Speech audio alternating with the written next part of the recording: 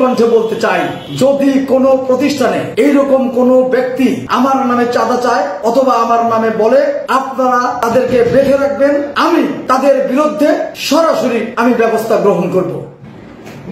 বিসমিল্লাহির রহমানির রহিম।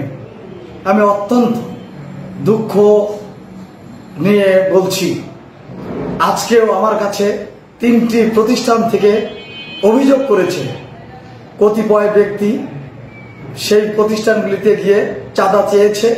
যখন বলেছে তোমরা কারা, তখন বলেছে বাচ্চু ভাই আমাদেরকে পাঠিয়েছে।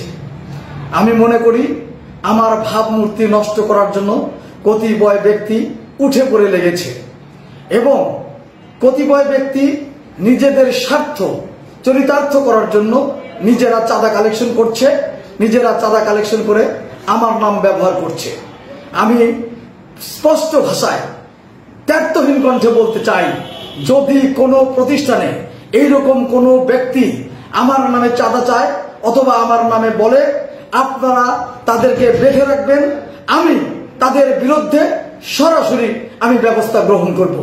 আমি যদি তাদের বিরুদ্ধে ব্যবস্থা গ্রহণ করতে না পারি, তাহলে তাদেরকে অবশ্যই আমি আইনের হাতে তুলে দেব এবং সেনাবাহিনীর কাছে আমি তাদের তুলে দেব। তাই আমি বলতে চাই, কেউ যেন আমাদের নাম ভাঙিয়ে চাঁদা আদায় করতে না পারে। প্রত্যেকটা প্রতিষ্ঠানের কাছে আমার এই আবেদন থাকবে, যদি কেউ আপনাদের কাছে চাঁদা চাইতে যায়, আপনারা তাদের নাম লিখে রাখবেন, তাদের মোবাইল নম্বর লিখে রাখবেন এবং আমার কাছে অভিযোগ করবেন। আমি আবারও দায়িত্বহীন ভাষায় বলতে চাই, এই সকল চাঁদাবাজির স্থান সিরাজগঞ্জে হবে না, হবে না, হবে না, হবে না। এবং যারা আমার ভাবমূর্তি নষ্ট করার জন্য এই কাজে লিপ্ত রয়েছেন, তাদেরকে আমি হুঁশিয়ার করে বলতে চাই, আপনারা এই সমস্ত কাজ থেকে বিরত থাকুন। আমি যদি বুঝতে পারি যে এই কাজের সঙ্গে কেউ সম্পৃক্ত রয়েছেন, তাদের বিরুদ্ধেও আমি ব্যবস্থা নেব ইনশাআল্লাহ। তাই সবাইকে আবারও আমি চাঁদাবাজের বিরুদ্ধে সোচ্চার হওয়ার আহ্বান জানিয়ে আমি আমার কথা শেষ করছি।